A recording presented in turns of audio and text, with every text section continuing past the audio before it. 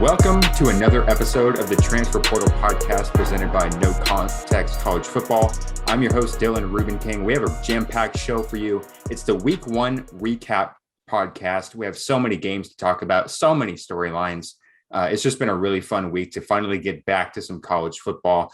I've got with me Andrew, Brian, and Adam. Adam is his debut with the podcast. Adam, let's start with you. How you doing, man? Doing good. Excited to have college football back. I watched it all weekend. Was on the couch, drinking some beers with some friends. Labor Day weekend, so I got Monday off. So the vibes right now are just top notch.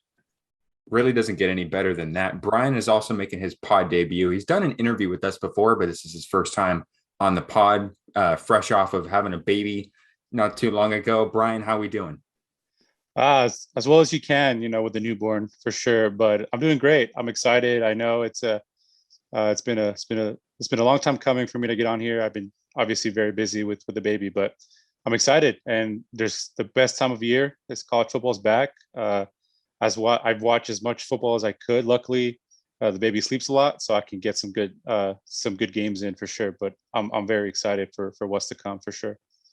The baby is a day one UAB football fan. You're trying to get him into Georgia, I know, but that video that you sent is definitely going to be a memory for him being a UAB fan. Andrew, it's good to see you, man. How you doing? Do I really have to answer that question right now?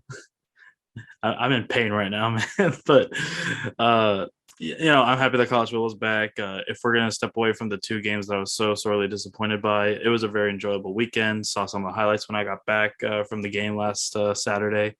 I'm good. I'm happy that college football is back. I'm happy that I could gamble again. I'm happy that we've essentially, my fall is essentially occupied every Saturday now. So I'm ready, man. Let's just keep on rolling with it. We can only go up from here. We'll definitely have a lot to talk about with Andrew and his teams and some of what he got to experience on Saturday. But we've got a jam-packed show, like we mentioned. We have a couple really fun storylines to talk about. The first couple we want to talk about are stemming from last night's game, Notre Dame and Florida State. I'm so happy I was there to watch it on my TV. I haven't really gotten to watch too intently a lot of the games because of how busy I've been. But that one I definitely wanted to make time for, to see McKenzie Milton make his return after more than 1,000 days since his last snap with UCF. And that horrific injury that he had, to be out there, just on a weird kind of occasion with Jordan Travis losing his helmet, and then he comes in and carries him almost to an overtime victory. That's what I want to start this episode off with, just because of how inspiring and how great that story was. Adam, I want to know, if you were watching that game, what kind of went through your mind when McKenzie Milton stepped on the field, and just what it was like to see him almost pull it off. Yeah, I was able to watch the game. When he had that first drive, he went 4 for 4 and let them down. I was getting chills, because I remember, and was it 2018 at UCF when he had that injury, and he was on top of the world at UCF, and then he got hurt. I didn't think he was going to play football again, I'm be honest. And here we are, 2 years later, 3 years later almost, and I think he should start next week. Jordan Travis didn't look well at all. He had 3 interceptions. I thought Florida State should have won the game. I think they had a lot of coaching errors at the end there and in the third quarter, but I'm happy for him, and I hope he carries it on for the rest of the season. Regardless of, whether you love Florida State or hate Florida State, I think most of us were all rooting for them to pull out that game for McKenzie Milton because of that, that recovery. And his doctors said there's little to no chance he could walk without pain again, let alone play. So it's absolutely miraculous. Andrew, I know you were watching it. I know you're, a Milton guy. I remember you saying, why isn't he in the game, that kind of thing. What was it like to see him out there and replace, like Adam was talking about, the atrocity that was Jordan Travis? Yeah, Jordan Travis was very disappointing. I mean, when I first heard the news that Jordan Travis was starting, I was kind of like, why? Like, why is he starting? And I mean, he missed a running back. He overthrew a running back on the flat. I think that was the first red flag. McKenzie Milton goes in, he lights it up. takes the game to overtime against a very good Notre Dame team. I don't give a damn that Notre Dame won this game at the end. McKenzie Milton is the winner of the weekend. I don't and you know what, obviously I love Jack Cohn. I know what I obviously know what he's done for Wisconsin over the last couple of years, but McKenzie Milton was for me the quarterback of the night. It's honestly just incredible. It's been 3 years, almost 3 years the day since he had that horrific knee injury against South Florida. It's really great to see him back. The fact that he's willing to pull through everything. He could have finished up his degree at UCF and just lived a regular life. No, he wanted to finish it out, play football again. He did it. And I do think he has a really good opportunity, something special at Florida State this year. And let's be honest, not a lot of people have a lot of faith in Florida State, but if he can put together the strings for Florida State this year, they could be the feel-good story of the year. This, and also in regards to the fact that they're dedicating this season to Bobby Bowden. Yeah, it was definitely a special night in Tallahassee, with the Bobby Bowden, the details on the field and the helmets and, everything going on with McKenzie Milton. Early in the game, they kind of had some sparks offensively. Travis made a really nice throw, probably his only really good one of the night. Had a couple, the Ja'Shawn Corbin 89-yard touchdown. I mean, it looked like there was going to be some big play possibility to the offense, and then it just kind of sputtered for a while. Notre Dame created some turnovers like Adam was talking about. And then McKenzie Milton came in, and there was just a spark. Like everybody kind of rallied around him. You could kind of feel it in the crowd. There was a buzz. And then at the end of the game, it was just, Milton magic. And Brian, what was it like to watch that? Were you able to watch it? And, what did you get out of that magical game? Yeah, part of the reason why I wanted to watch that game was because of McKenzie Milton. So I was kind of disappointed to see that wasn't starting. And I know the storyline was centered around him and his return. And I'll be honest, once it got to 38-20, I was like, okay, it's probably over. There's no really reason to watch anymore. I kind of took a nap and I woke up. Actually my wife woke me up, speaking of the baby, to feed the baby. And I looked up and it was 38-28. And McKenzie Milton was out there and I'm like, oh my God. So I was able to watch the rest of that game, and it gave me chills. It gives me goosebumps to see that comeback. And we've seen it before. We've seen these horrific injuries happening. We saw with Marcus Lattimore at South Carolina, and how unfortunately he was never able to get back to what he was. And he was an amazing athlete, and he probably would have had a long career in the NFL. But the fact that he was able to do this, and he was able to come back, and he was able to succeed, not only succeed, in general. I mean, he could have been playing at a D2 school or an FCS school just to say he could come back, but he's actually playing for a I wouldn't say powerhouse at this point, but a blue blood ACC, Florida State, and do well. And I really enjoyed it. It was a lot of fun, and I can't. You can't help but cheer for these types of situations. It's such a tragic moment, and we forget that these athletes, these college athletes, they're kids. They're 18, 19, 20 years old, and to have to go through that at that young age, it takes a lot of somebody. And the fact that he was able to do what he did and come back and just, it was special, and it gave me goosebumps. And I was really cheering for them to win. I was being selfishly cheering for Notre Dame because of the pick'em, and I would have been in first place because of the pick'em. But you can't help to not cheer for McKenzie Milton and Florida State towards the end. And he did all he could. It's not really his fault that they missed a field goal in overtime. It's not really his fault that they did that, but it was definitely special. And it's something I'll always forget about this football season. And it gives you that, like that feel like, oh, this is why you love college football. Like these situations is why you love it so much. And it gave me that satisfaction of, this is why I enjoy this sport more than any other form of football that's available to us now. The fact that he was able to come back from that injury and not only see the field again, but to revitalize a team in the middle of a game, like they're down big in that game. It looked like Notre Dame was going to run them out of their own building, and he came in and took him to overtime, took a top 10 team to overtime. This Florida State team has kind of been dead in the water the last couple of years with the Willie Taggart era. The Norvell era hasn't really gotten off to a great start. And then he comes in, and then there's just a spark and kind of this optimism now that maybe Florida State can, rise to the top again. And, obviously Notre Dame won that game, and another storyline that came from that, that victory was Brian Kelly. I'm sure if you're a college football fan and you've been on social media, you've seen it a fair amount. But we want to talk about it just because of how odd and just really interesting this storyline is. So if you didn't see it, Brian Kelly basically said right after the game, in terms of a question about execution, I think we knew what he meant and we knew the reference, but he said, "I'm in favor of execution. Maybe our entire team needs to be executed after tonight. We just didn't execute very well." Now that's coming off of a 41-38 overtime win on the road in a hostile environment. Is making the reference to an old Buccaneers coach who said it when the team went 0-14 and 76. I just kind of want to dive into this and see what your guys' reaction was, and the reaction on social media. Andrew, let's go to you. What did you think of when he said that and the reaction that it's gotten on social media? Truthfully, I think it's being taken out of proportion. I mean, I think anybody who's ever played football, anybody who's ever been on a team, and anybody who's ever had a very fiery coach, honestly, those types of things are kind of expected whenever you play a really bad game. And, of course, after you win, you should be on a high. But let's just be honest, down the stretch, especially in the second half, Notre Dame was not executing well. They were not playing that well. I just think it's one of those things where it's like you're really splitting hairs. I really don't think it's that big of a deal. I mean, I've been told things on a similar level when I was in high school. Maybe there's just a belief that, when it's college, maybe it's got to be a little different. I just don't know why. I know what he meant.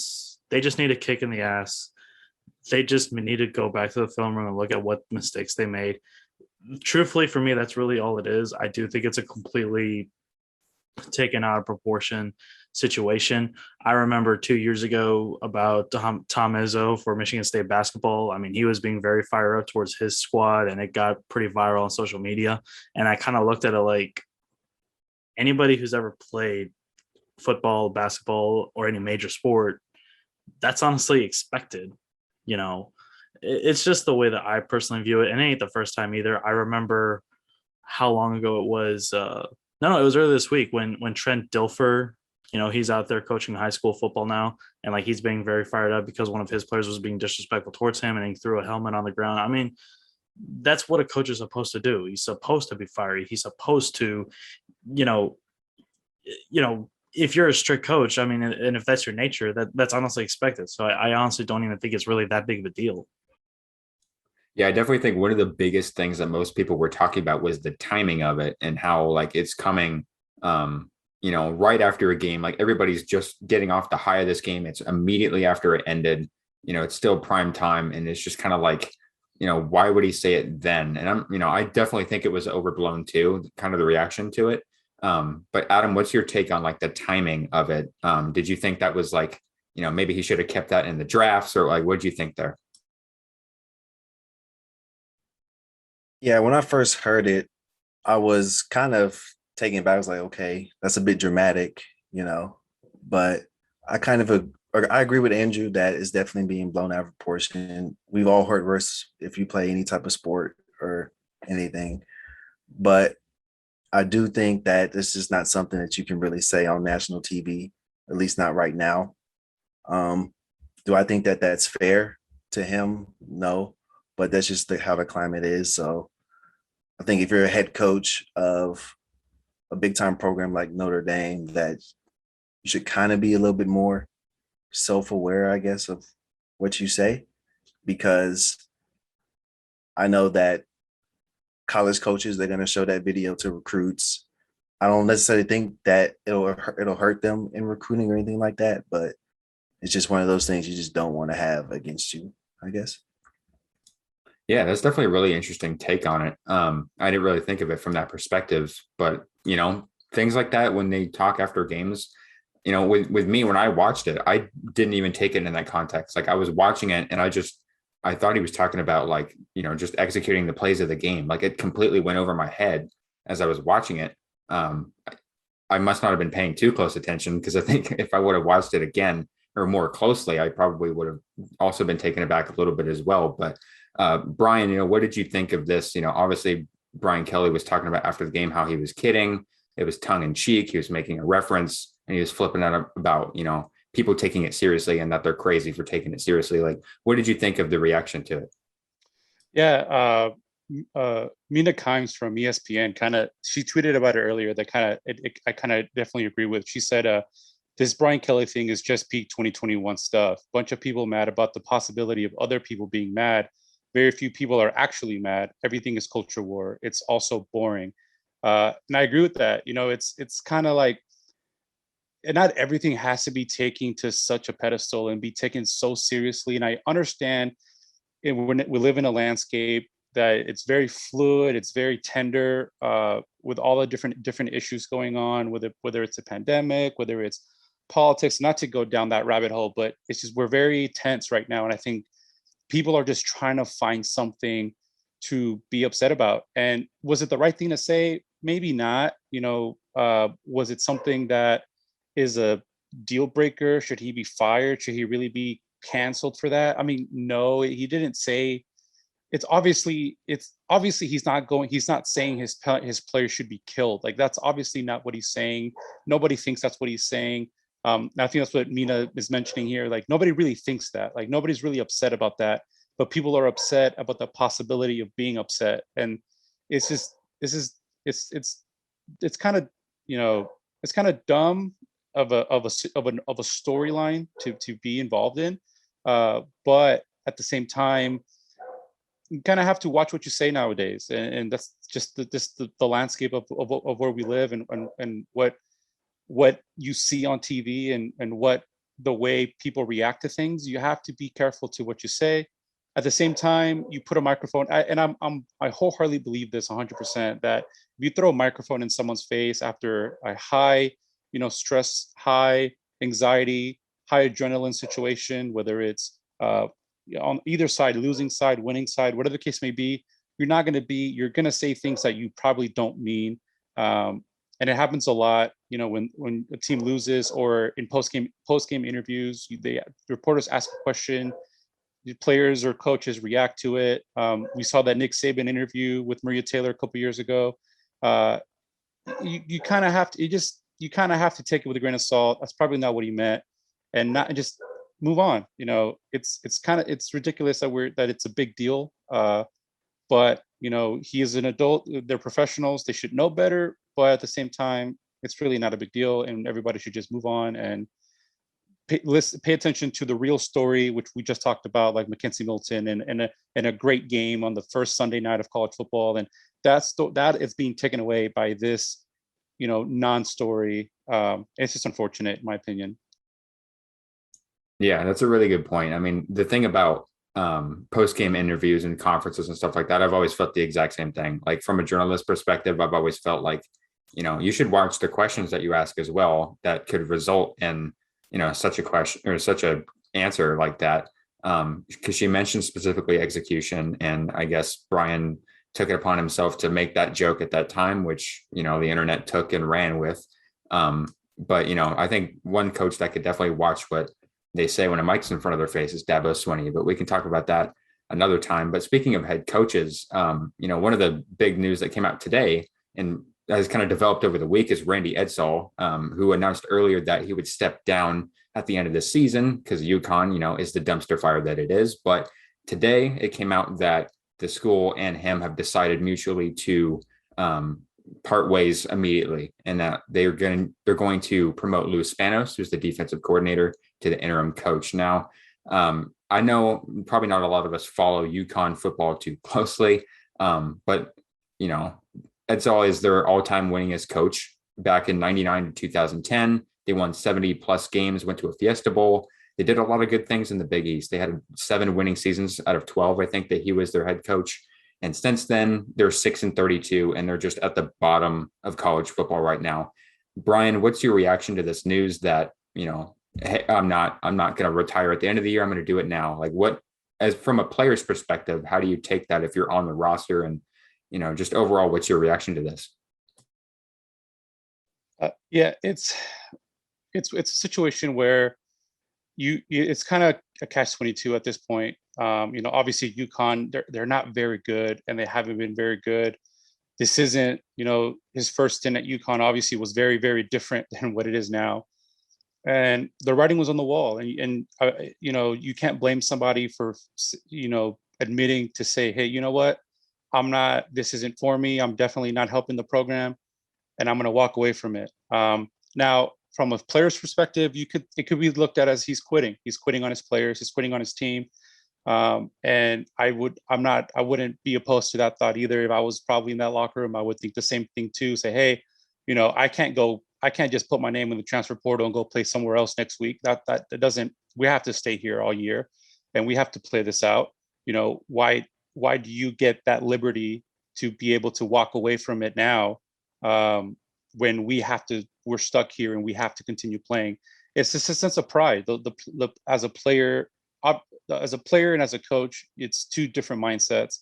And it's a little hypocritical with you have these conversations about the transfer portal and kids transferring, and no, they don't want to compete, and they want it the easy way out. And you could say the same thing about Edsall at this point. He's quitting on his, in my opinion, he's quitting on his team. I don't blame him. It's obviously they're not very good, and he's probably not. He may be doing more damage than he is helping the team at this point. Maybe bringing in,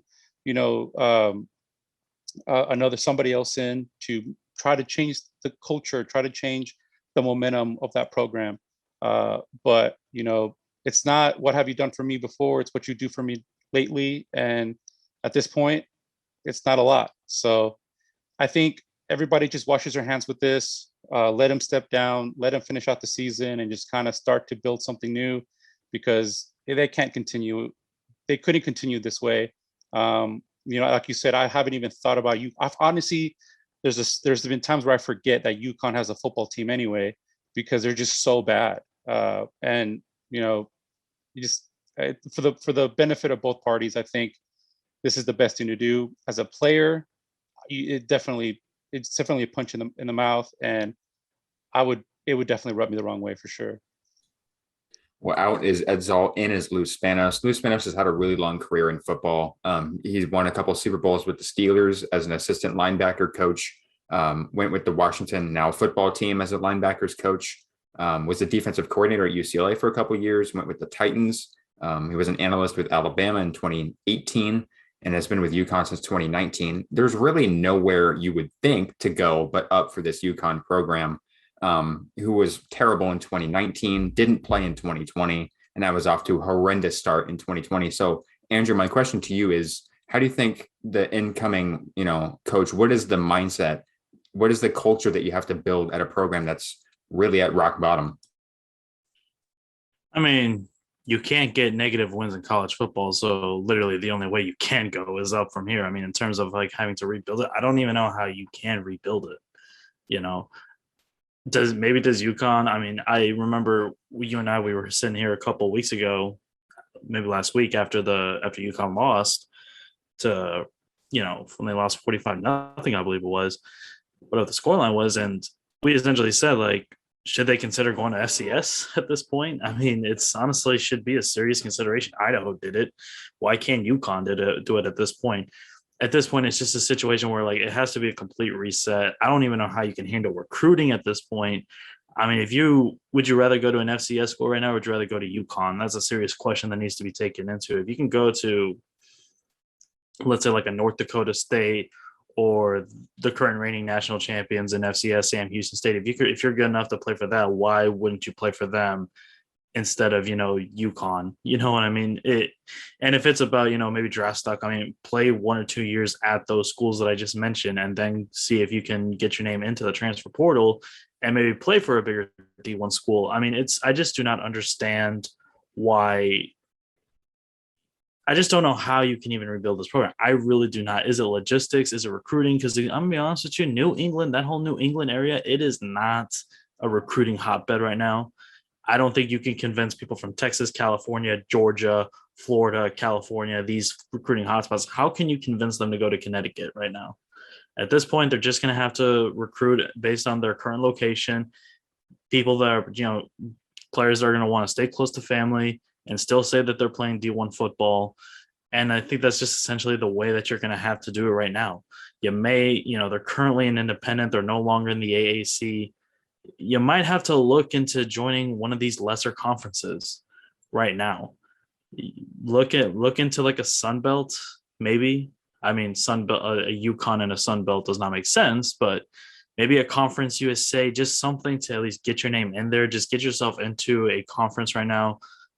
Just try and find anything possible right now just to give a recruit a reason to even join your university. Yeah, I definitely think the only reason why anyone would go there, maybe there's two, but I think the only ones, like you said, is just to be able to say that you're a D1 football player and get a chance where there's not a lot of talent. And then at the same time to, the intrigue of potentially turning around a program that's at the bottom and be a part of something like that to bring, a sense of like dignity to a program that hasn't had it for a long time. I think there's some intrigue there. That's why some people go to Kansas. I feel. Adam, what's kind of your take on this in terms of, Edzell leaving right now, and just the players' mindset and, what's going on with that program?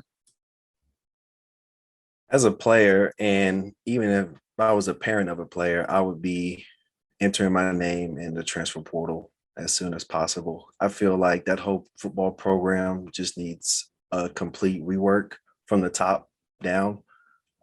Edzell leaving, it really doesn't change much for me, because the fact that he was 6-30 and they gave him a contract extension last year, like that tells you all you need to know. Like they're fine with just having a D1 football school, and we're going to make our money off other sports, basketball, and that's pretty much it. So I think that, like Andrew said, maybe they should look into moving the football team into FCS. There's other schools that do it. I know SFA does it too in Texas, and they have a really good basketball school. So I don't see it getting better, because the change, I think, needs to come from the top, and I don't see that happening anytime soon. So if I was a player or a parent, I would try and get my kid out of there as soon as possible. I just want to add something real quick. I think one of the highlights that we have maybe seen, one of the most overplayed videos that we have seen from this weekend, was when Edzell was trying, to round up the troops. And let's just be honest, the players were not motivated whatsoever. You probably only saw like 2 players out of like 11 that even raised their fist, in the huddle. And let's just be honest, I think the current players right now, I think they're probably happy that he's gone, to be honest with you. This is probably going to be like the equivalent of your substitute teacher coming in to fill in for your old teacher for the rest of the year. I mean, you feel like you're probably just going to fool around for the rest of the season. I mean, I just do not think they're going to be serious for the rest of the year. Or for all we know, maybe Lou Spankin will already looked unmotivated in the first place. And maybe for all we know, that video that went viral was one of the reasons why he quit, because essentially exposed his authority over the team. That's kind of essentially it. That's kind of like my final take on it. And I did want to also add to that. Like I said earlier, we have to remember that these kids are kids. They're college students. And I was watching College Game Day yesterday, and Kirk Herbstreit said something. He was talking about, I think it was Oklahoma or somebody, a program who brought in some assistant coaches, and that the average age of the coaching staff was a lot younger. And I think that's important, because you have these kids who are, you want to bring somebody in, and you want to have a culture where these kids react to it in a positive way. Having an older coach, a legacy coach, for lack of better words, might not always work. And it obviously didn't work. And like what Andrew said with that video, and, I think it's time in college football, you kind of see programs who are recycling or just bringing in these old school coaches to come in and coach these programs, and it doesn't work. We saw it with Florida State with Willie Taggart. We've seen it, and these older coaches it doesn't work. And I think the only one that it does work is Nick Saban. He's probably the oldest coach. If I'm not mistaken, he's the oldest coach in college football. And obviously they win because it's Nick Saban. But I think that's a direction that I think a lot of programs need to go on, is maybe trying to go the NFL route, like a Sean McVay or Matt LaFleur, go that route with these kids.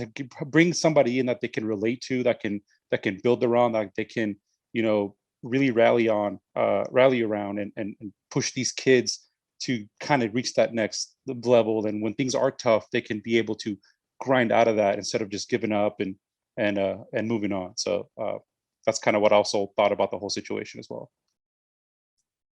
Well, rolling off of the UConn storyline, I can guarantee nobody was watching their game against Holy Cross that they lost at home. But I want to talk about some of the games that we were watching. Adam and Andrew, I know you guys were watching Houston. We don't have to talk about that right away. We'll kind of ease into that a little bit. Brian, I know you said you were watching it from start to finish. What games were you watching, and what kind of stood out from what you saw? Well, obviously, you can definitely see that Georgia was was the story of the night for me. It was just kind of an anticipation of that.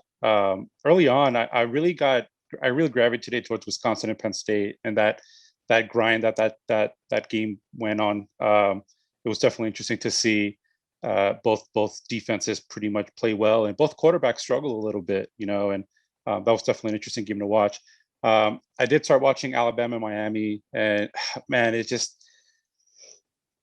I'm so sick of Alabama, man. I'm like, it doesn't matter who's playing for them. I think one of us could step in there and play a position, and we'd succeed just because the coaching and the scheme is so great. They can bring in anybody in there to play and play at a high level no matter what. You had obviously the debut of Bryce Young was incredible, and it makes me a little jealous to see that. But I mean, this Alabama is definitely a force to be reckoned with again, and it's be interested to see what they're going to be doing moving forward. And obviously, Clemson, Georgia. That was definitely not the game that I anticipated it was going to be. I expected a little bit more offense, a little bit more back and forth, and kind of, I try not to deviate too much from that, but I did kind of tune into UTSA and Illinois, just from me being from San Antonio. I've attended UTSA. The way that program is, you can kind of feel it here in San Antonio, the way that program is kind of, Jeff Traylor was the perfect hire to bring in. He seems to buy into the city and buy into the program, and it's definitely showing on the field. So I kind of started gravitating more towards the UTSA game over the Georgia Clemson game, which was definitely weird, because obviously Georgia Clemson was the game of the weekend, was the big time matchup. But seeing UTSA kind of go in Illinois, and Illinois isn't very good. They're probably not the best Big Ten program by any means, but to see them go into a Big Ten program and beat them, and then at the same time seeing Georgia grind out that victory against Clemson, it was definitely a good night to watch, and both teams kind of stood out for me for different reasons. Yeah, it was definitely a very impressive signature win, I think, for Kirby Smart. Probably the biggest win that they've had since that Rose Bowl game over Oklahoma. But that game, I mean, you said it, we kind of started gravitating away from it. It just wasn't, if you're an offensive guy like me, I'm a Pac-12 fan, so I see a lot of offense. I kind of wasn't too much of a fan of it. I mean, my mom kind of said it best. She said something about how, the game was pretty boring up to this point, but there was a fight, and that was pretty neat. And then that was pretty much it. But that game, if you're a defensive fan, I mean, that was one hell of a defensive battle for both teams. Georgia's defense looked like it could easily be one of the best in the country, if not the best. But Adam, I want to get to you. What were some of the games that you were watching? I know you were watching that Houston game, but what else was on the TV for you? Early on, I was really watching the Penn State-Wisconsin game. I thought that game was very entertaining. The atmosphere was amazing. I felt like every play was just, I couldn't look away. I tried to watch Oklahoma in Tulane, but I couldn't look away from the Penn State-Wisconsin game. One game that did stood out was how bad Iowa State looked. They're ranked pretty high. A lot of people thought that they were going to challenge Oklahoma for the Big 12, but they have a lot of starters returning. They had, I think, either the most or second most players in the preseason AP All-American, and they did not look good at all. So that was shocking to me. I'll be watching the game next week against Iowa, see if they can bounce back from that. I think they have a good coach in Matt Campbell, so I feel like they will. Big game for me was, of course, Texas. I thought we looked pretty good. I think they played pretty much a perfect game. Still don't know who the QB is. I have a feeling it's going to be Hudson Card because he didn't make any mistakes, but who knows with Sark. I did watch the Georgia and Clemson game. Like Brian said, it wasn't really entertaining at all. So I kept finding myself flipping away to watching Houston versus Texas Tech, which I'm sure Andrew will agree was a huge disappointment, especially in the second half. But yeah, it was watched a lot of football. UCLA, I liked what they did. I think Chip Kelly is figuring it out. And I think UCLA can really compete in the Pac-12 as well. Yeah, we'll definitely get to the UCLA game. That was definitely on a lot of people's radar. And, in my opinion, I don't think it was an upset. I thought LSU was pretty overrated, but we'll get to that in a little bit. I think what everybody's been waiting for is Andrew's take on the Houston game. He was in the building at NRG Stadium for that entertaining game if you're a Texas Tech fan, but just a very heart-wrenching game for Houston fans. Andrew, I know you're watching Wisconsin as well, but like Houston, what was going on there? Well, I'm going to start by saying that was the biggest waste of $95 I've ever spent in my life in terms of the $75 for the ticket and the $20 for the parking. I'm probably a little bit more heated than I am for the Wisconsin game, which honestly says a lot. So I'm going to go ahead and just I'm going to come back to that. I'm going to go back to the Penn State Wisconsin game because I got a lot to say about that too. I was kind of laughing on the inside in a horrible way when Brian was saying how both quarterbacks were struggling a little bit. No, they did not struggle a little bit. They struggled a lot. And truthfully, I don't know what I'm out of excuses for Graham Mertz. I'm just being straight up honest on that. Like, me and Brian actually saw him play at the All-American Bowl a couple years ago when he was coming out of high school, and he threw like 5 touchdown passes in that game, and he was remarkable. And I left that stadium thinking to myself, we got a quarterback now. We finally got a quarterback. We've been waiting ever since Russell Wilson left that we finally got a quarterback. And he saw a little bit of action as a true freshman 2 seasons ago. We obviously know about last year's COVID season, essentially. The fact that his entire receiving core and Jake Ferguson were injured last season, I was like, okay, I'm going to give him the benefit of the doubt. He obviously lit it up against Illinois. He had a decent game against Michigan, and then struggled essentially the rest of the way and had played a pretty good game at the Mayo Bowl to close it out. I'll give him the benefit of the doubt.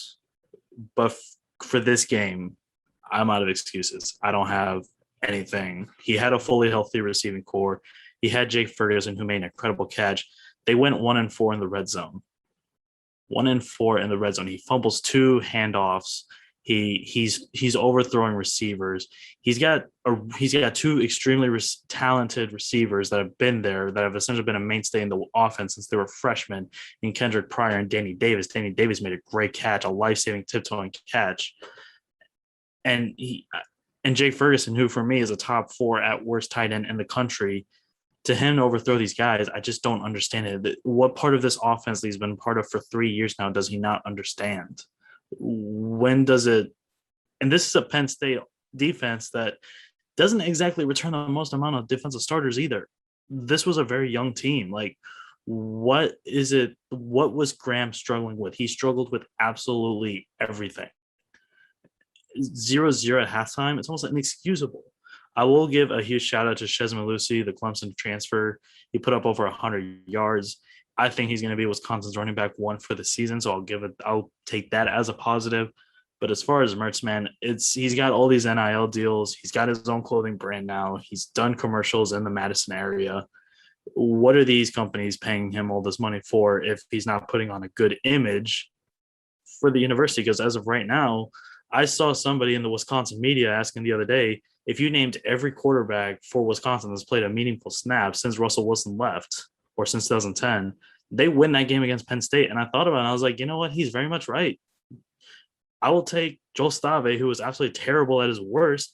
I think him at his worst would have won that game. I think freaking Alex Hornibrook would have won that game. I'm positive that Tanner McAvoy could have won that game. And I saw him throw like, I don't know, 2 completed passes against LSU in the first half in 2014 in NRG Stadium. Like, I'm out of his. I don't even know who to go. And also Scott Nelson played a terrible game at safety. He did not give the cornerbacks any help. That's why Dotson was able to absolutely light up the Wisconsin defense. He's one of probably the most underrated performance from week 1 for me. Dotson, fantastic for Penn State.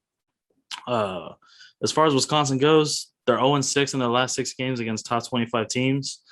It's just not a good look. It seems like ever since they blew that lead against Ohio State in the Big Ten championship game in 2019, it's been nothing but downhill.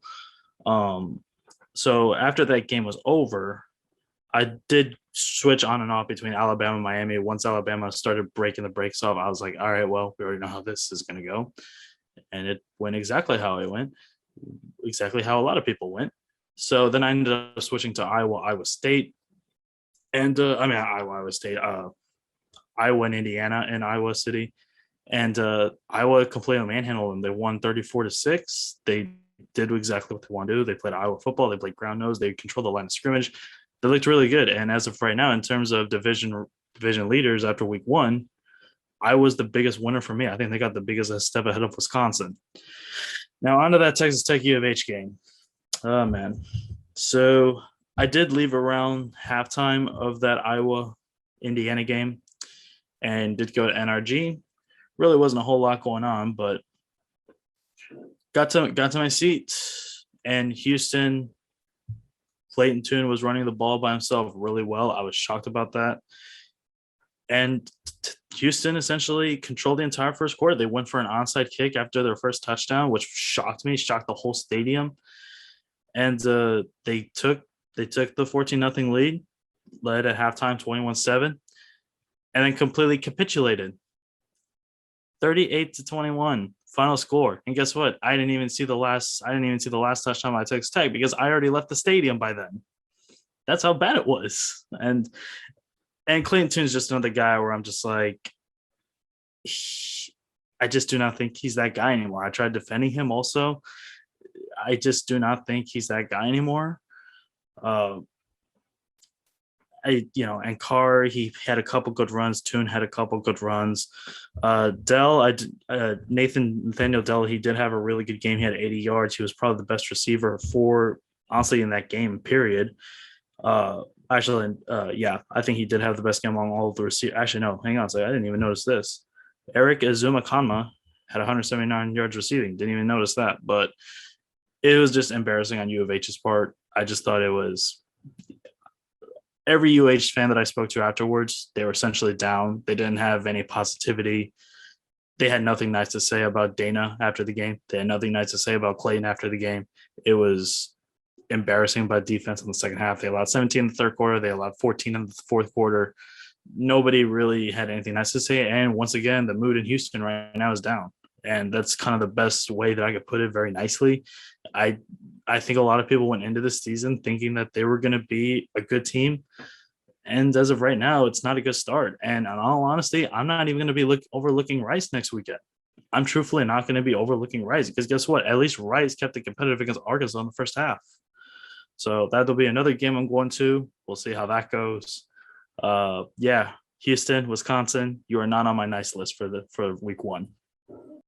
And neither are their quarterbacks. Somebody needs to get Andrew some help with his quarterbacks. At least you have Aaron Rodgers to look forward to on Sundays. I guess that's one positive. But yeah, going back to that Penn State-Wisconsin game, I mean, the one nugget that really shocked me was that Penn State ended Wisconsin's 25-game home opener win streak. I thought that was crazy. And Wisconsin had the ball. Correct me if I'm wrong. I think they had the ball for over 40 minutes in that game. And Malusi had a really good game. I want to ask you this question though. What was the status of Jalen Berger? I don't think he had a single carry. What happened there? Apparently, I think there was like a disagreement between him and the coaches. I think it's more of an inside deal that not even Wisconsin media knows about right now. From my understanding, the terms are better now, and I will expect him to get the carries against Eastern Michigan this weekend. That's kind of essentially it right now. I don't really think there's much more to be looked into. The fact that Isaac Guerrero, which he actually did have himself a pretty good game for the touches that he got, especially in the second half, The fact that he got all the touches that were not Ches Malusi's did shock me. So we'll see. I mean, I think Jalen's going to be okay. I just think right now I just think that they view Ches in a better light right now. I think Wisconsin they still want to open up a passing game, and I think Ches is that guy in terms of running back flats and maybe some screens. I think Ches is the better guy for that. I think he has a better opportunity to break through the linebackers. That's just what I view from what I saw and from what I saw from his clips at Clemson. I just think right now Ches just does fit what they want to do better. But does that mean that Jalen Berger is going to be out? No. In fact, I think once you start going into like the 5-yard line and inside right on the goal line, I would fully expect to see Jalen Berger behind Graham on goal line sets. Yeah, that was definitely an interesting game. The scoreless halftime was just kind of shocking to me. I thought Penn State's offense, Wisconsin's defense looked really good. I think that's the one positive takeaway that you can kind of have. Dotson did do his, damage, but, he was really the only one. Noah Cain didn't really have a whole lot of carries. Sean Clifford looked, inconsistent as he did all of last year as well. But I do think it's an impressive win for Penn State, and hopefully, for Andrew's sake, Wisconsin can bounce back. For the couple of games that I was watching throughout the weekend, I was watching a lot of Group of Five and a lot of FCS teams, just because with Alabama, I'm not going to lie, I didn't watch a second of that game because I knew exactly how that was going to go. I'm actually surprised it was closer. Like, it wasn't more of like a 40-point game. I think they won by 31. It was like 44-13. I'm just surprised that game wasn't even more, of a blowout. But one game that caught my attention late was Eastern Washington and UNLV. I think that was Thursday night, because I had to tune in to watch Eric Barrier. I mean, that guy is a phenomenal quarterback. I think he's, I'm going to go on with Liam. I think he's the best player in the FCS. I've watched highlights, but I'd never really watched him in a game. And that man is legit. He is an unbelievable player. And I picked Eastern Washington to win that if we were going to do, a pick him for that. And he's just, I can't wait to watch him. And I really hope that he transfers to a Power 5 school and gets the opportunity to kind of make his name known nationally. I feel like most people should know his name by now if you're a college football fan, but man, that guy's electric. The other game, I was very surprised. Andrew and Liam, you guys were talking about this game, but the one that I found myself actually gravitating towards was Michigan State and Northwestern. I was very, very surprised that Michigan State was having as good of offense as they were. The quarterback looked pretty good, but Kenneth Walker was the story of that game. 264 yards and 4 touchdowns. I mean, that guy was honestly probably one of the best offensive players of the entire week across the country. I mean, that guy could not be stopped. And Northwestern's defense on paper looked really solid. Like they were going to have another good year, but they just got torn apart. So that game was one. And then the one game I've been wanting to talk about quite a bit is Washington losing to Montana. That one was, for me as a Ducks fan, a Ducks student, I write for Ducks Digest, just growing up in Washington and being harassed by Washington fans. That game just tickled me silly. That was, that was so much fun to watch. Them putting up 7 points. They had an opening drive touchdown, and then for the rest of the game, just completely crapping the bed. It was one of the worst performances I've seen from a Pac-12 powerhouse, if you want to call them that. And that I have an article up on the transfer portal, not to shamelessly plug that, but just on my take of the state of Washington, I think it's going downhill, and it's going downhill really fast, especially with recruiting. But I want to open this up. We've talked a lot about a bunch of different teams, some overrated, some underrated. I want to open it up first to Adam.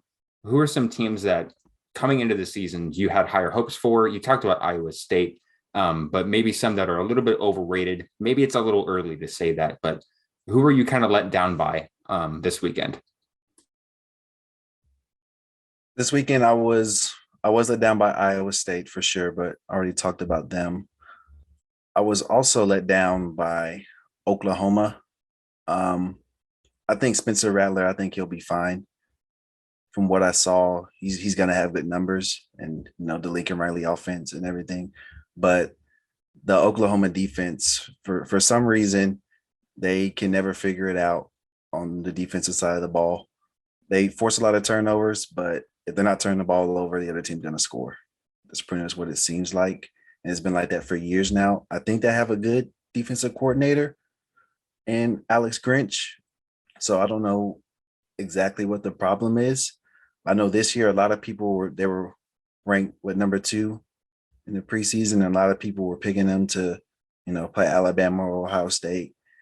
And I don't see that with their defense at all. I think they can figure it out, but as of right now, from what I saw, I think Spencer Rattler's gonna have to play perfect, and he's shown that he doesn't do that very often right now. They have 3 more home games, so the pressure's not really on them yet. But from what I saw, I was very let down by Oklahoma. Brian, how about you? What did you take? There were a lot of teams that lost that were ranked, some that completely crapped the bed, like Montana, Washington losing to Montana. But who did you kind of want to see more from and were let down by?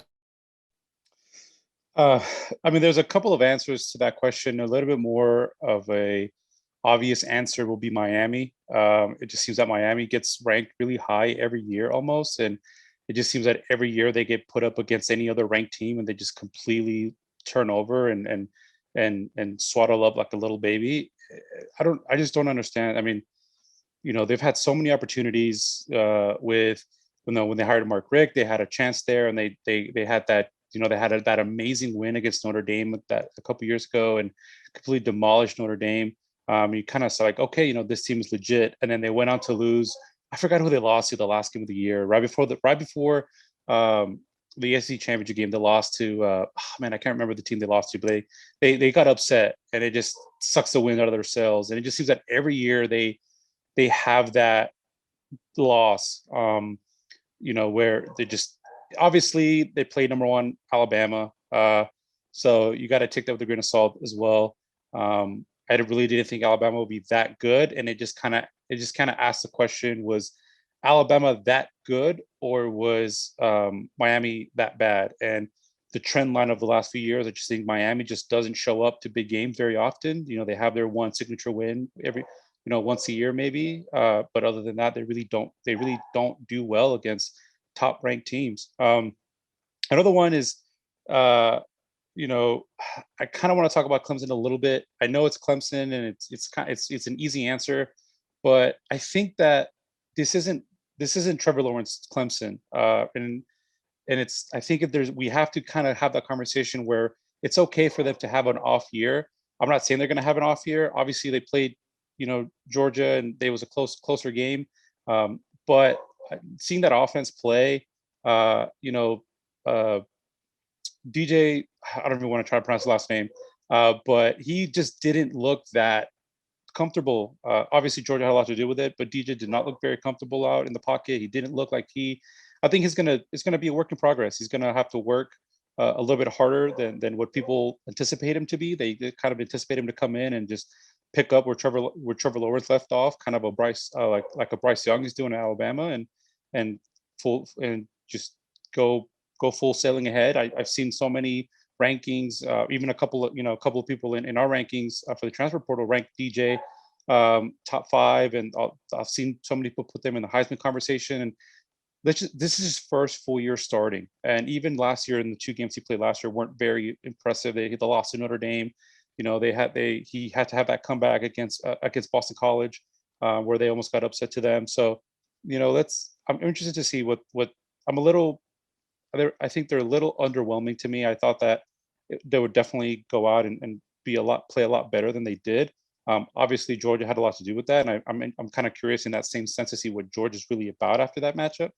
But yeah, those kind of the 2 teams that I feel like are a little bit overrated. And kind of talking to Oklahoma, like Adam mentioned, it seems that every year, regardless of how good they are, they have that they just come so uninspired against these lower ranked teams or FCS teams, or just and they more often than not they do get beat. And I fully expected them to get beat on Saturday against Tulane. And we've seen it. We saw it with Kyler Murray. They lost to Kansas State a couple years ago.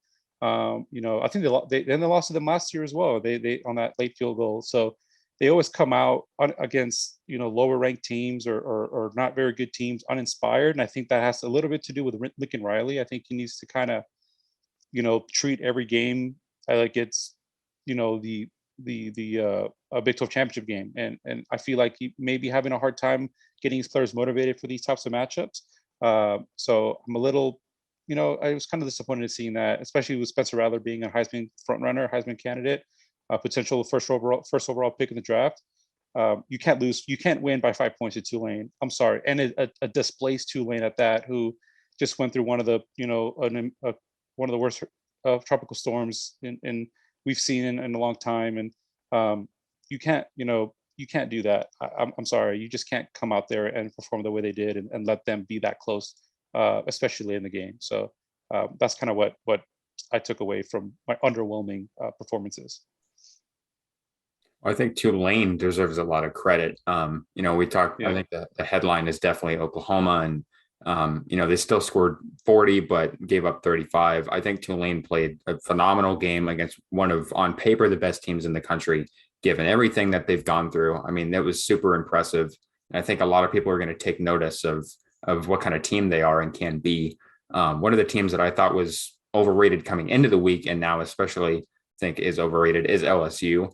I think aside from Keishawn Butte and Derek Stingley and Eli Ricks, like everything else to me just seems it's not what it's made out to be. Like, they're not a top program. This is not anywhere close to the national championship team from 2 years ago.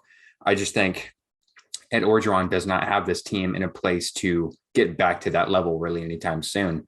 I don't think Max Johnson, aside from throwing to Butte, I don't think he was that effective. I think he threw for over 300 yards, but Butte was a big part of that.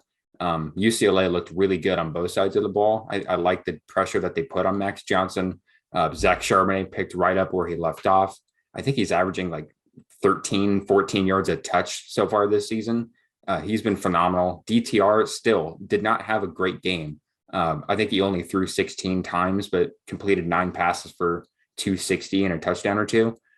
So the fact that they're winning the games that they're winning, that they weren't able to win with Chip Kelly before, and that he's still not playing at the level that he should, is still really impressive. But, they're going to have to pick it up. And Fresno State is not a team that they should sleep on. I think, you saw it with Oregon. You shouldn't sleep on Fresno State. That's one of the best teams in the Mountain West. So I think that DTR definitely needs to play better against Fresno State next week. And then Indiana, we talked about that one already. Indiana was, I think, a victim of the COVID year, or not a victim, but they're kind of a beneficiary of the COVID year. I think with a bigger schedule, I think they probably would not have had as good a year playing against more of the Big Ten. And they were definitely a victim of that Iowa defense.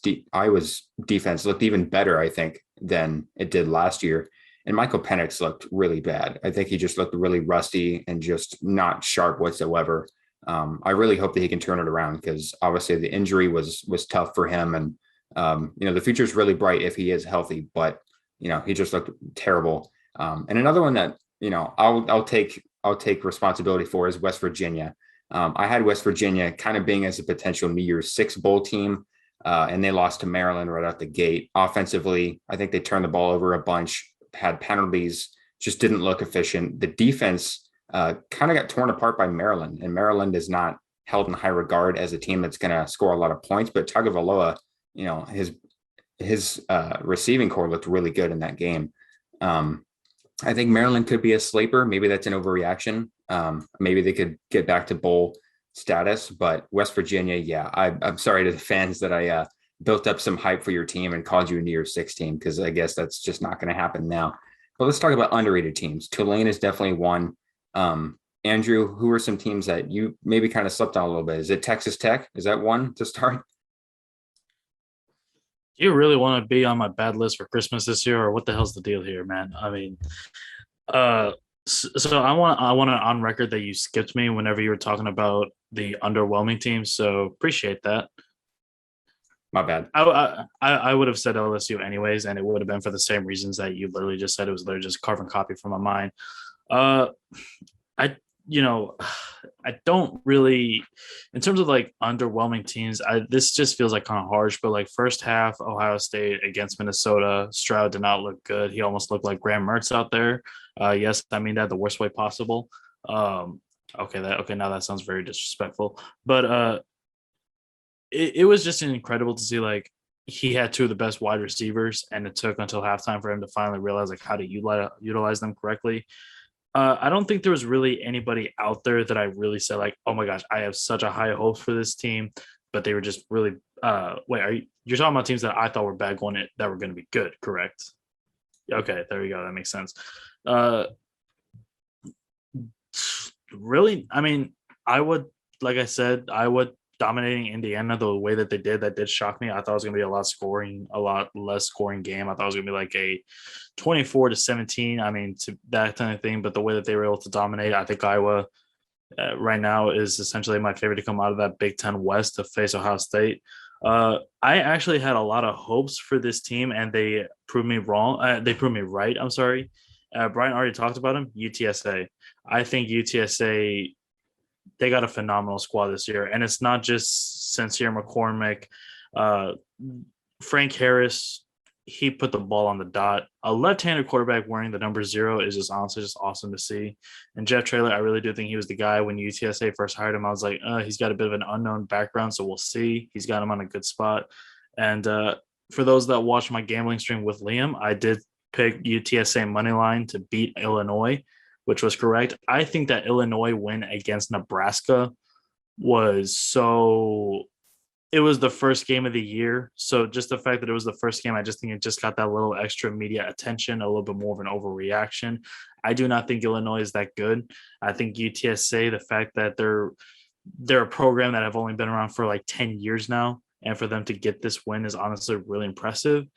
I think UTSA, I think they're going to win the Conference USA this year, and this is just a really good start for them to go the season. So UTSA is my underrated team of the week. Brian, who's yours? I know you're a UTSA guy too, but are you going anywhere different?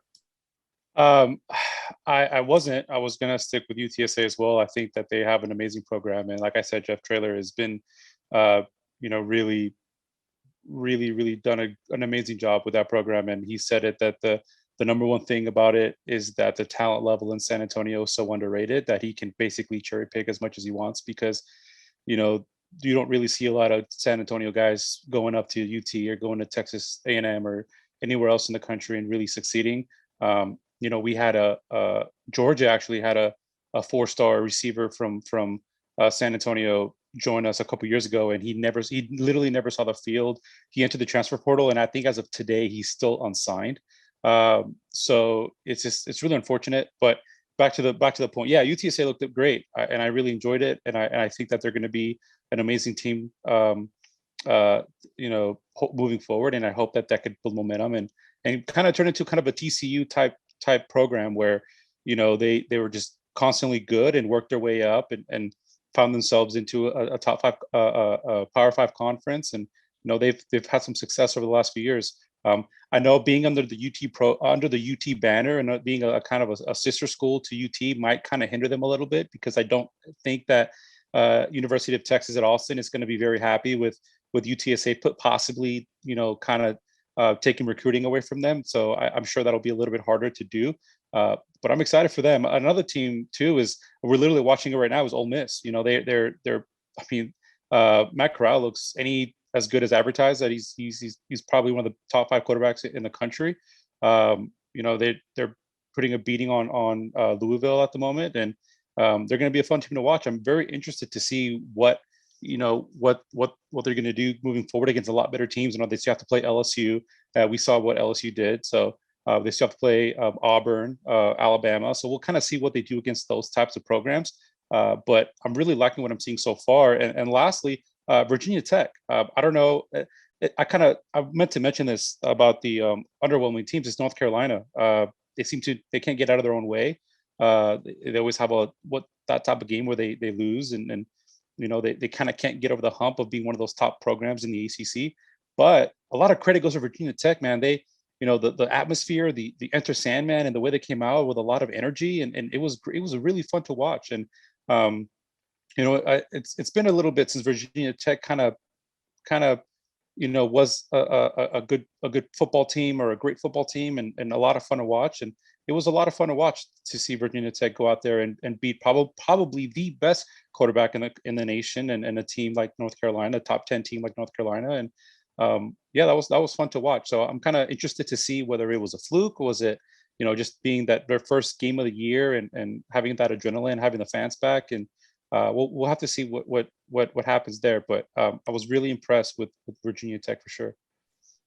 Andre Ware saying "Enter the Sandman" repeatedly during that game just bothered me senseless. Like I hated that. And he said he was a Metallica fan. I won't get into that, but anyway, yeah, Virginia Tech was one I picked as well. I thought they were very sound defensively, where they really hadn't been for a while.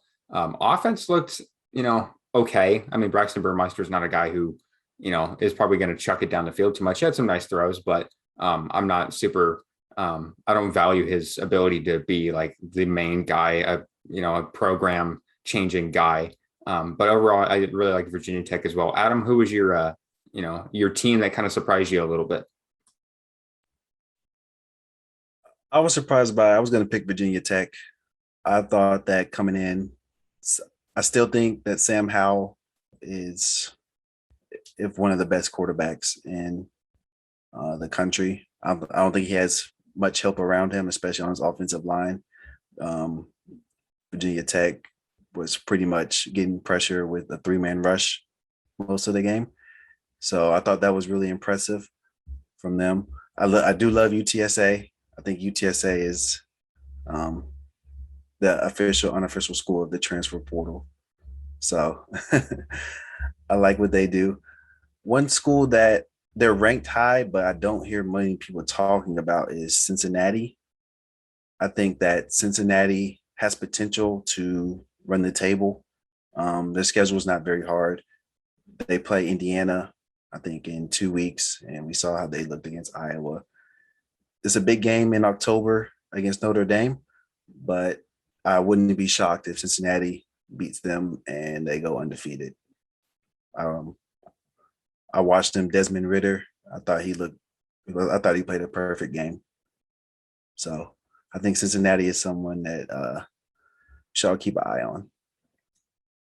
Yeah. Speaking of Notre Dame, I kind of talked about Notre Dame as being one of my overrated teams. I really had no faith in them, but I must say, I think their star power kind of pushes them. I think Jack Cohen played like a star last night. I think Kyron Williams, we all know who Kyron Williams is, one of the best running backs in the country. Kyle Hamilton is probably the best safety in the country. They didn't have a whole lot of returners on offense, I believe, coming into this season. And I think they've really played well now in the second half with the McKenzie Milton comeback. And, they kind of blew that big lead. That's kind of a concern. But I do think Notre Dame is better than I thought. And that Cincinnati game is going to be a lot of fun to watch. Desmond Ridder, like you said, he played phenomenally. Yeah, it was against Miami, Ohio. But yeah, he's definitely one of the best quarterbacks in the country right now. And one of the other teams, they didn't win, but I thought they took a big step forward. It was Arizona. I expected them to get absolutely murdered by BYU. BYU is, they lost a lot of guys, including Zach Wilson. They stayed in the game up until the very end. And Arizona does not have a whole lot of talent. First-year head coach has lost, I think, now 13 or 14 straight games. But, I mean, they were in it, and they were competitive, and they were fired up, and they have some talent now. Gunnar Cruz looked like he could be the guy for Arizona.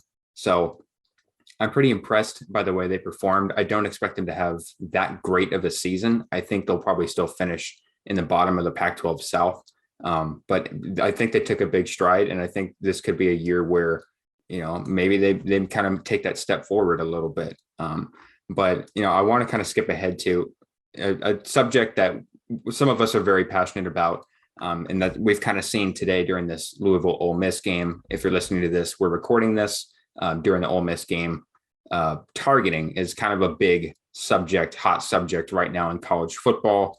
There were, I think, 3 or 4 different calls and reviews in the first half for targeting. 5 in the first half? Wow. Okay. Yeah. Didn't miss I missed the last 2, I think. I saw 3. It's like every time I came back from, looking at doing research or going to the bathroom or something, they were reviewing it. I was just like, why is this happening? But I want to talk to you, Andrew and Brian, first, because I know you guys were watching it and you were complaining about it specifically. I want to start with you, Brian. What's your take on some of those calls? What do you think the state of the rule is? Because obviously, it's trying to forbid people from making I believe they call it forcible contact with the crown of the helmet and to the neck area. Like, what's your take on where that rule is right now? Yeah, and Kurt Herbstreit said it best, that you can't blame the referee because they're just enforcing the rule, but the rule itself is just the name of the rule itself is targeting. You're maliciously targeting the crown of the head of a defensive player. And I think a lot of these calls are not fitting that criteria. They're football plays. They're going for the runner. And it's really it's slowing down the game. It's making the game less fun to watch. I understand the point of the rule. Every time there's a rule implemented in any sport, there's a reason for that. And yes, there's a lot of head injuries. There's a lot of hard hits that probably are unnecessary in football. And they brought this rule in to kind of prevent that. But it's getting to a point where it's no longer preventing malicious intent, malicious injuries, malicious violence. At this point, it's just a defender making a good play on the ball. He happens to hit the crown of the helmet. He happens to hit helmet-to-helmet contact, and now his game's over. And there's a 15-yard penalty because of that. And I think there has to be a way to, it's kind of like the flagrant foul and the NBA. There's obviously a difference between, maliciously and intently going after somebody to throw them down, to when they're going up for a dunk or a layup, you throw them down on purpose. You're not really going for the ball at that point. You're just trying to stop them. You're trying to hit them in the head. You just bring them down. And that's a flagrant foul. And they're able to go in there and review the difference between a flagrant foul and a common foul. And more often than not, like, no, okay, he was going for the ball and he just happens to hit him in the head. And I think that's the college football should be the same way. They review these plays, they review these targeting calls, and they still come out and say it's targeting because by the definition, the way the rule is written is if you get helmet-to-helmet contact, if you lower your head and you hit contact to the head, that's targeting. And I don't think it should be that black and white. It should be that if there's a malicious intent, and I know you can't really determine malicious intent, but you can tell if someone is coming running at you and you lower yourself and to try to tackle them and you happen to hit them in the head, and all of a sudden you're out of the game because you're considered targeting. That doesn't make the game better. That doesn't make anybody safer. Now you're slowing down the game. You're making it less entertaining. Even the span of maybe 10 minutes. Getting ready for this podcast, I was watching the game, and literally within the span of 10-15 minutes, there was 3 targeting calls, and you can tell, the Kurt Herbstreit is frustrated. Everybody's frustrated by this, and it's unfortunate, and it needs to stop. And it shouldn't be so hard with replay. No sport should be hard with replay, and you can tell there's a way to enforce the rule a certain way without just penalizing everybody for having helmet-to-helmet contact. It's football. That's what happens, and it's just unfortunate. And I could talk about this for hours, but to cut it short, it's just we get to a point where the referees and officiating should not be the talk of the game, should not be the talk of the matchup, should not be the talk of the sport. When you get to a point where a controversial call or a controversial rule is the topic of conversation in your sport, there's something wrong with it, and it needs to be fixed, and it needs to be fixed soon, because it's doing a lot more harm than it is good for the sport. I understand safety it's the priority. Safety is 100%. We all want safety. We all want these players to be safe, but at some point you can't just be that. You can't be that safe in the sport of football. I think these players understand that. The coaches understand that. It's a dangerous sport. It comes with the territory. You want to protect them as much as you can, but you can only do so much. You might as well just take off the helmets, put flags on these players, and play them, and have them play flag football, because it's just at this point it's a little ridiculous, and it needs to stop. And that's pretty much what I have to say about that. It needs to stop, and some serious discussions need to be made in the off season to fix it, for sure. And one of the things that you said that was really interesting was about the ejections. And I think that's what a lot of people have been talking about, is that players their game shouldn't end because of a targeting call. It really should be at the most like a 15-yard penalty, which is included in that. I just don't think a player, it's hard to say, because like you talked about the malicious intent, like if it's really a malicious thing, like does that warrant an ejection. In most cases, it's really not. It's kind of like it's not intentional. It's kind of just an incidental thing. Like one of them, we saw Louisville, their running back was putting his head down, leading with his head, and they happened to hit, head helmet to helmet, and they ejected. I think they reviewed it at least. I don't remember if they ejected the Ole Miss player for that one, but I know they reviewed that one for targeting. And Andrew, I know this is something that you're passionate about as well. I want to let you get into that. So what's your take on this whole situation with targeting? It's freaking stupid. I mean, that's honestly about as blunt and about as nice as I could put it. I'm probably going to put this episode as explicit but at Warner, don't matter. You were taught since the beginning that whenever you go in for a tackle, you're supposed to keep the head down with the face up, but that's not even good enough anymore. At this point, football is such a fast game. It's such a split second. So many split second decisions have to be made from all positions that you almost cannot control those decisions in that moment. It's just such a hard one. And, I'm glad that you mentioned it. None of the talk is, well, what if the ball carrier happens to lower his head at the same time? Or in some cases, from what I saw, even before the defender lowered his helmet. That's the freaking ridiculous part. And honestly, something that needs to be mentioned, like we can go on about this Ole Miss Louisville game. This is going to be on SportsCenter first thing in the morning, talking about all these targeting calls. I want to talk about this missed targeting call that was actually reviewed, but was much worse than anything that was out there today, which is what makes me mad. So I believe the name is Lathem Ransom. He's number 12 for Ohio State. He ended up hitting Mike Brown-Stevens, a wide receiver for Minnesota. And honestly, I remember a player got ejected early in that game for a really bad one. But Ransom literally, I think it's funny how his last name is Ransom. And he literally hits, I'm watching the video right now. He is hitting the Minnesota receiver neck area by the ear with his own helmet. He's literally leaning in with the helmet. I'm not talking in shoulder or putting your arm while crossing. No, I'm talking about he's literally leading with the helmet, going into his helmet. And they did not. This was an ejectable call. This is a call where I would say, okay, you can eject for this certain situation. But they did not call it targeting. They said that it was not targeting. And he essentially got to stay in, which when I saw that made me mad, because that was all the hypocrisy of everything that's been talked about over these last year. I feel like we've been having this conversation for years now in regards to everything. I just do not understand what you want these defenders to do anymore. I mean, there was one targeting call where when Matt Golden Corral, badass nickname by the way, whenever he ran up the middle and he went up to slide, which in itself is already dangerous enough for quarterbacks. And two Louisville defenders did go in with their helmets and make contact with him. Yes, I am okay with that. Okay, maybe not necessarily the ejection part, but as far as like the 15-yard penalty, yes, very much so. I'm very okay with that.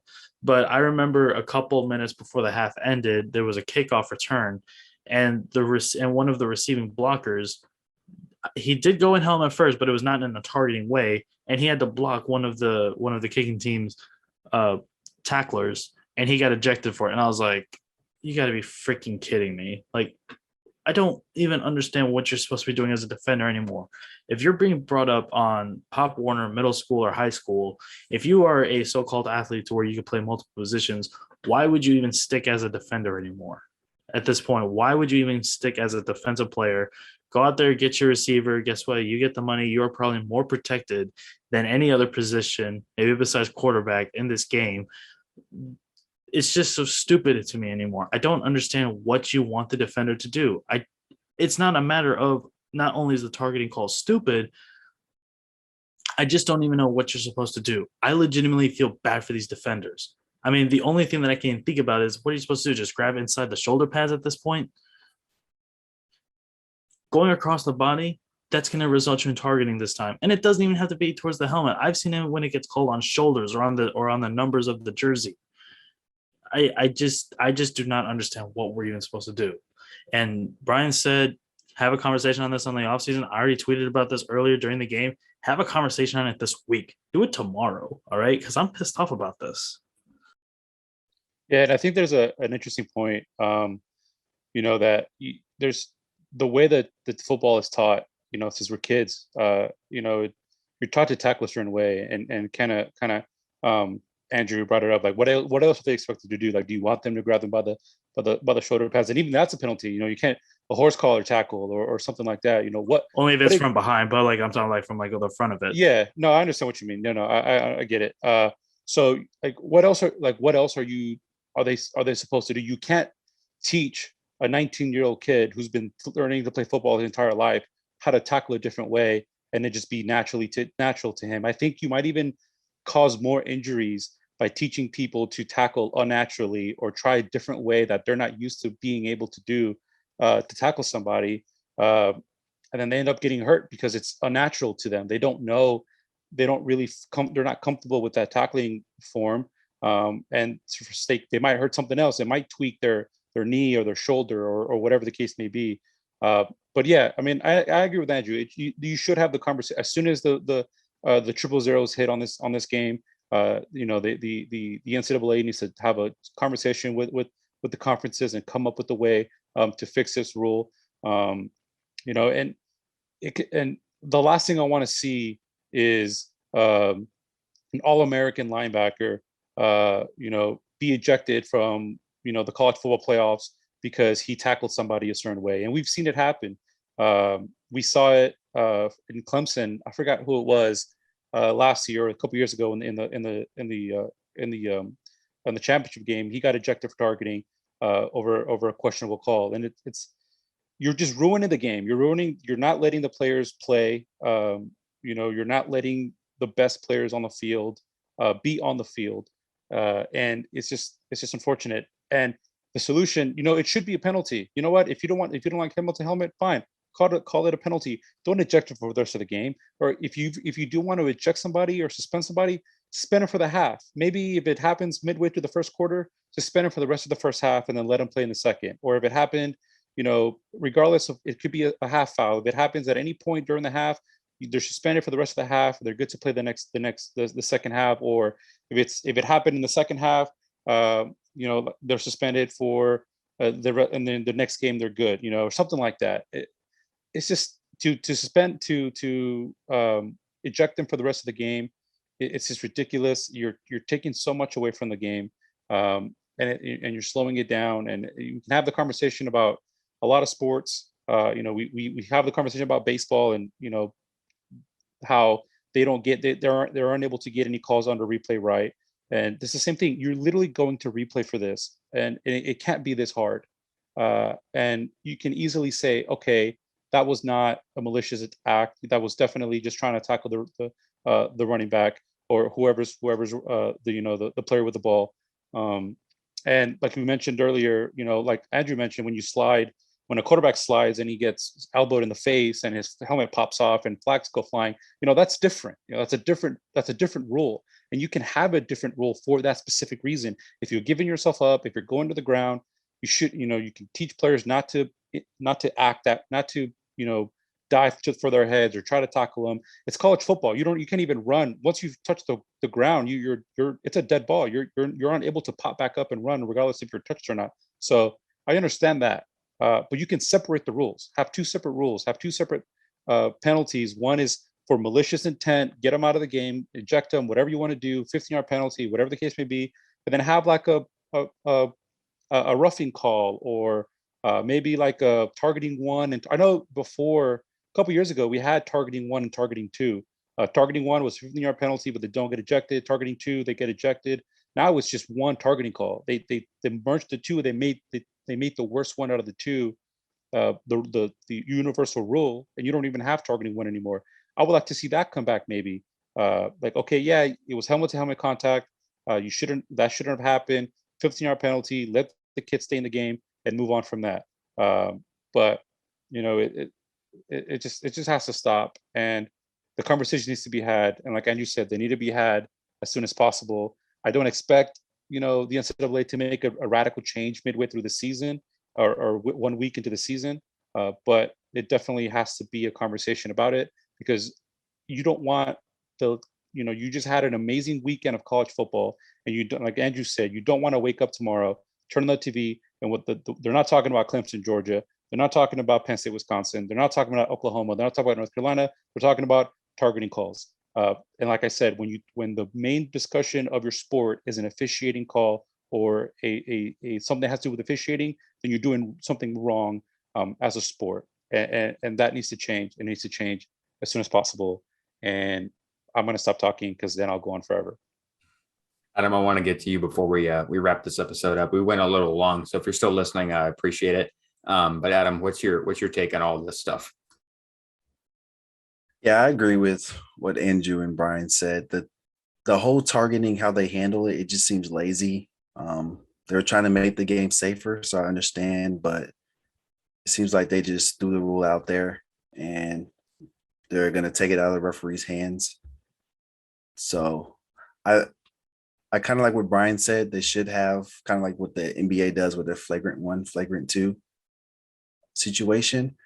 I can see how that might get a bit, confusing week to week.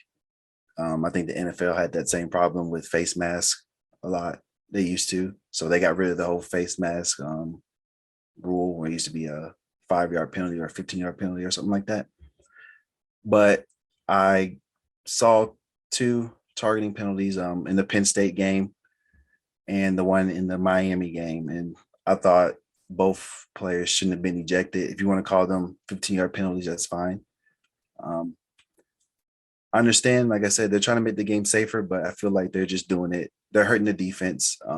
You see, we're roughing the passer as well. You can't tackle the QB below the legs. If you even touch them, it's roughing the passer. You have to come to a complete stop and things like that. It's just like Andrew said, if you want to play defense in the next level, you have to jump through all these hoops, and it's not fair. So I don't see it getting any better because it's working right now, and they don't, like I said, they're going to be lazy. I hope it does, but I guess we just have to wait and see and just hope that it doesn't really affect a big game like it did versus in Clemson in the national championship game.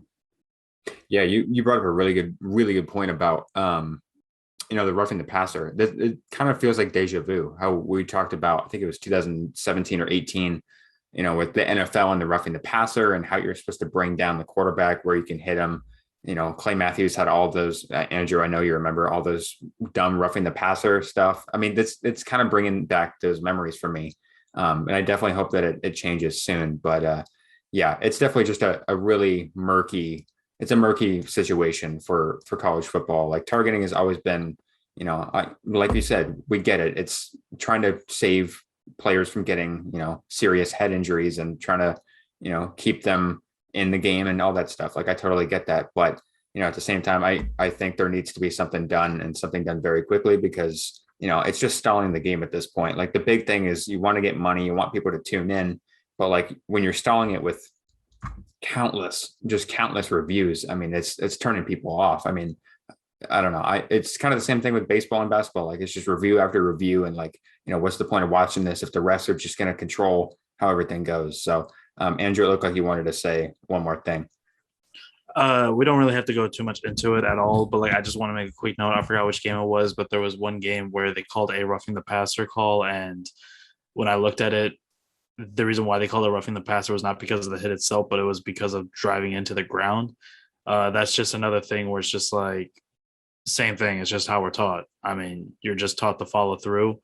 I just don't understand that aspect whatsoever either. I mean, like you said, we saw that in the NFL with back-to-back on the Clay Matthews. I remember that because if they did not call that against Kirk Cousins, the Packers would have won that game. Instead, it went into overtime, but that's a different story. I just don't even the fact that we've got rules here that are just unclear, and these all just need to be resolved. And the sad part is I feel like we've just been having these conversations for years now and nothing's changed. So before we go, I had one last thing on the agenda that we wanted to talk about, and it's the top 25 that's going to come out tomorrow morning. Really quickly, I just want to go to each person and tell me who your biggest riser is, who rises the most in the rankings, and who the biggest loser is. Adam, I want to start with you. My biggest loser is LSU. I don't think they should even be in the top 25 after what I saw last weekend. My biggest riser is Virginia Tech. I don't think I had them in my top 25, but I will this week. So I think those two schools, one was really underwhelming, and North Carolina as well. I, I I can talk about them for a while. I was not impressed with anything that they did. Brian, how about you? Yeah, my biggest riser is, I don't know if it's just recency bias, but I'll say Ole Miss. You know, they've looked incredible tonight. Matt Corral looks like a potential Heisman candidate. Like I said, you throw them in there in Tuscaloosa, or I could see Alabama having a tough time with this Ole Miss team. So I definitely expect Ole Miss to be ranked. I don't know how far up they'll go. I don't think enough teams lost for them to make a significant a move up into the top 25. Maybe, I mean, obviously we saw what Washington did, North Carolina, what North Carolina did. So we'll see what happens with them. But I'm very impressed with Ole Miss. They'll definitely go up. I expect them to be ranked by the time the rankings come out tomorrow. And so I think we'll drop the most is probably North Carolina. I agree with that, or LSU. I think LSU is still riding the coattails of that 2019 season. And they're kind of getting that bias in the AP polls every year. They happened last year as well. I think last year they were ranked in the top 5. Obviously, they were after winning the national championship, but we kind of knew that it was not going to be that type of seasons for them. And then this year, it just kind of continues. We'll have to see what UCLA is. And that's another team, UCLA. I could see UCLA going up significantly in the rankings. So there's a lot of moving pieces there. And I think that you'll see a lot of surprises. And I'll see a lot of teams that probably shouldn't be there, and a lot of teams that probably should be there, not be there. So we'll definitely see what happens. But I like to see LSU probably drop out of the top 25. North Carolina, I think they'll stick around the top 25, but maybe be in the low teens, maybe early 20s, maybe 17 to 22 or 23, maybe. We'll see what happens there. I'm interested to see where Clemson drops. I don't expect them to drop very far. Maybe they'll still be top 10. But we saw a lot of other top 10, top 11, top 12 teams win. So we'll kind of have to see what happens there. But that's pretty much what my take is on that. Yeah, a lot of moving pieces for sure. Andrew, who are your biggest risers and biggest fallers? I'm going to go ahead and say Iowa. I think Iowa's going to skyrocket. I think they'll probably go from 18 to they're going to jump LSU. They're obviously going to jump Indiana. I would like to know how far Miami's going to fall. I'm expecting Wisconsin to fall below Iowa. I think Iowa, I would not be surprised if they went top 13 at worst. Just right off the bat, I think they can even maybe see like an 11 or 12 spot, especially considering North Carolina. North Carolina, for me, they're going to be like 21st at best 21st at best in my rankings off my gut reaction. And it's not just the fact that like, oh, they just lost. It was just the fact that the offense looked completely lost. They did lose their top 3 receivers. They lost the running back 1. So at this point, I think right now, North Carolina, I think they're just a big unknown as the season goes on until they can start pulling in wins. North Carolina, I'm not having a huge faith in. Washington, there's no reason to even say it. They're out. I'm not even going to say why. LSU, I don't even think they're going to be in, to be honest with you. I don't see them as a top 25 team. That defense is absolutely terrible. They're the worst defense in the SEC West. And, they were the worst defense in the SEC last year. I don't know how you can have the worst defense in your own conference and still be top 25, regardless of how good that offense is. Ole Miss, I think they're going to be in there. I mean, we'll see where I put them exactly, but the defense, you know what the thing with Ole Miss is, could you just play at least average defense? If they played at least average defense, I think they have a shot to beat out Texas A&M for second in the SEC West. I mean, I really think Ole Miss is that good, and their defense did look good today. We'll just see how that translates in terms of how it goes into conference play. Iowa State, we'll see what the committee does. We'll see what the AP does with them. Does only a 6-point win over Northern Iowa, does that warrant a drop out of the top 10? I do remember in 2012, Wisconsin did beat Northern Iowa by only like 6 points, if I recall correctly. And they did drop about 3 spots after that. So we'll just see how they do treat Iowa State. Maybe it's just a fluke game. We'll see, but I am expecting Iowa State to drop at least out of the top 10. Yeah, that's really interesting. You talk about some of those teams that were a little underwhelming. Like, how far is the AP going to move them? Oklahoma, are they going to move them down? Ohio State, kind of struggled early, still won by a couple of scores, but does Georgia move above Ohio State or Oklahoma? I could see Georgia even being a number 2 team in the country after that win. And then Clemson, how far do they fall? I think, given the bias that, the committee and the AP usually has, I feel like Clemson won't fall far given how good Georgia is and, the talent that Clemson has. I feel like they'll probably be 7 or 8, maybe. And then Washington, yeah, they shouldn't even get a vote. LSU should be out. I think Indiana is going to fall out. Miami will probably stick maybe 23 to 25 range.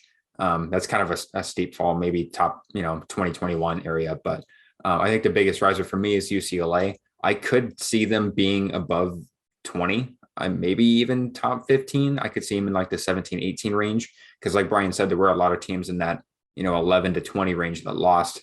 And then the top 10 saw some movement too. I feel like Penn State could move up a bit. They were 19. I could see them maybe being top 12, 13 area. And then North Carolina, I think, is probably my biggest faller. I feel like they could be in that 22-ish range, like Andrew was saying. But we've reached the end of the episode. I know it's been a pretty long one. So thank you so much for listening and tuning in. And if you're on YouTube watching it as well, tune in next week. We're going to be talking about, or tune in on Wednesday, actually. We'll have another episode for you. It looks like Eric Dunn is going to be on there as our guest picker. So it's going to be a fun one. We'll be talking about week 2, some big matchups, Oregon, Ohio State, most notably there. So definitely stay tuned for that and more content on the transferportal.com, or the transferportalcfb.com, and on Twitter at tportalcfb. A lot of content all the time. So thank you so much for tuning in, and we'll see you in the next episode.